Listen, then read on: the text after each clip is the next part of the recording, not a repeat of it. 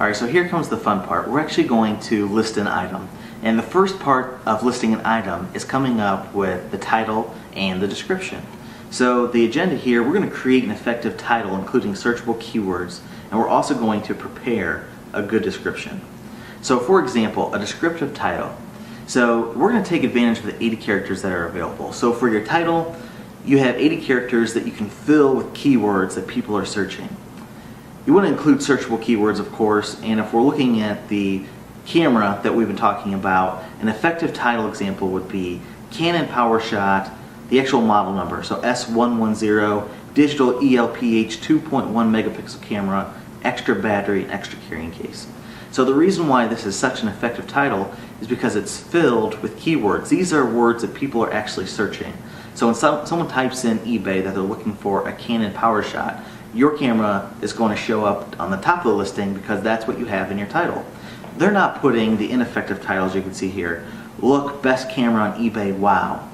The reason why that's not effective is because when someone searches on eBay, they're not typing that in. The only keyword that's on here is camera. No one types in look with 2 @ symbols. Or they're not even typing in the word look. If they're looking for a camera, they're just going to type in camera. So you want to make sure that you're using all 80 characters and filling that with actual keywords that people are searching. And a good way to do that is just think how you would type something in. So if you're actually searching for that camera yourself, what would you type in? You would type in Canon camera, or you would type in digital camera, or the megapixel, or if you want an extra battery, you would type that in. So just kind of use common sense of what you would type into a search engine like Google or eBay, and that's what you want to fill with your title. The second part I want to talk about is your description. So it's very similar to your title, however, you want to make sure that's more informational, of course, but you want to fill it with your key words. So for example, over here on our slide, it does say complete item details, meaning you want to be descriptive as possible. You want to have the dimensions, the color, any materials that it may be, the age, the condition. You want to make sure that you are descriptive as possible and make sure that there's no doubt left in the buyer's mind. The second piece to this is the detailed terms of service.